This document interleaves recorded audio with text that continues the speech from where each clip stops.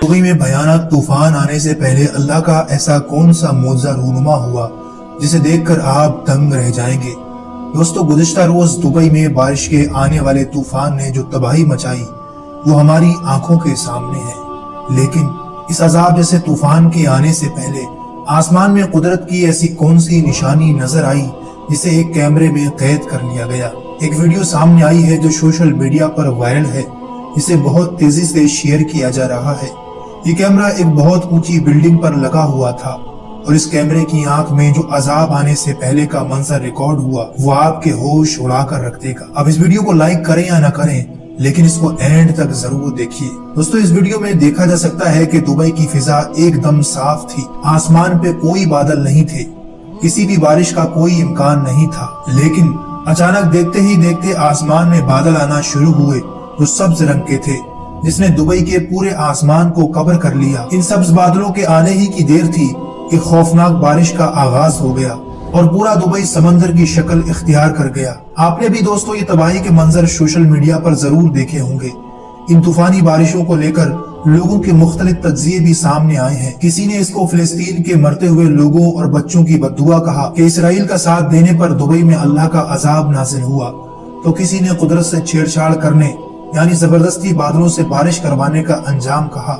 किसी ने कहा कि अरब पर अल्लाह का अजाब तब से नाजिल होना शुरू हुआ जब से इन्होंने हिंदुओं के बड़े बड़े मंदिर अपनी सरजमीन पर सरकारी तौर पर एलानिया बनवाना शुरू किए। खुद दुबई की सरकार का ये मानना है कि हमने पिछले 75 सालों में ऐसी बारिश कभी नहीं देखी थी। इसने जो बर्बादी और तबाही मचाई वो नाकाबिले यकीन है। दोस्तों, देखा जाए तो ये तीनों ही बातें दुरुस्त हो सकती हैं, मगर इनके साथ साथ अल्लाह ताला की तरफ से बाकायदा कुछ निशानियां और मुअज्जिज़ात पहले ही आसमान में दिखा दिए गए थे। वरना दुबई के पास दुनिया की बेहतरीन टेक्नोलॉजी है, लेकिन वो सब धरी की धरी रह गई। इन निशानियों को मंजर आम पर आने से इसलिए भी रोका गया कि इतना जदीद मुल्क है कि तबाही के मनाजिर के साथ साथ ये भी सामने आ गया तो हम कैसे छिपाएंगे दुनिया से अपना शैतानी चेहरा। क्योंकि दोस्तों, इनको तो बहुत नाज था अपने इंफ्रास्ट्रक्चर, अपनी ऊंची ऊंची इमारतों पर, अपने दिरहमो दीनार पर, लेकिन कुदरत के कहर के सामने कुछ काम न आया। उस रब ने बता दिया कि मेरी एक छोटी निशानी के सामने